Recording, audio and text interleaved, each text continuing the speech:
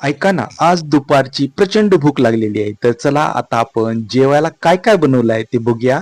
तर हा आहे कांदा आणि लिंबू. तुम्ही ओळखलं असेल, की आज काहीतरी स्पेशल आहे. कांदा, लिंबू असले की काहीतरी स्पेशल असते. तर आज आहे आठवडी बाजार बुधवार. तर बुधवारच्या आमच्या इथं मासे येतात. तर छानपैकी असे मासे आणलेले आहेत.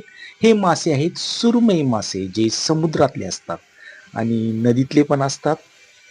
पण आता हे सुरमई मासे नदीतले आहेत का समुद्रातले आहेत ते मला माहित नाही. मी आणायला जात नाही.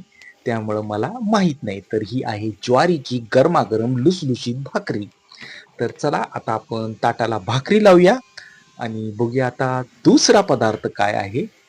तर हे झाकण ठेवूया आणि दुसरा पदार्थ आहे आपला पांढरा शुभ्र गरमागरम लुसलुशीत भात. तर सांगायचा मुद्दा हा आहे, की हे जे समुद्री मासे आपण जेव्हा खायला घेतो, माशाचं तोंड कसं खायचं ते मला जरा कमेंटमध्ये सांगा.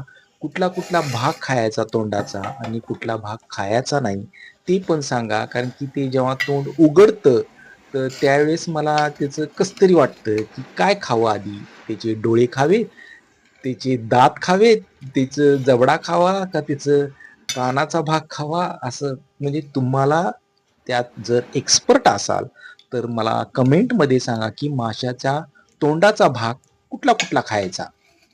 तर प्लीज मला कमेंट करून सांगा. तर हा आहे माशाचा मस्तपैकी कट. बघा किती छान कलर आलेला आहे आणि आता भूक तर प्रचंड लागलेली आहे. मासे बघितले की आपल्या तोंडाला पाणी सुटतं आणि हे आहेत सुरमई मासे आणि आता हे झाले रश्श्यातले, कटातले, आमटीचे मासे. आता दुसरे आहेत ते तळलेले मासे आहेत, जे रवा लावून शॅलो फ्राय केलेले असतात आणि हा बघा किती छान मासा आहे. मासा खायचा एक फायदा आहे, की ह्याच्यामध्ये ओमेगा 3 असतं.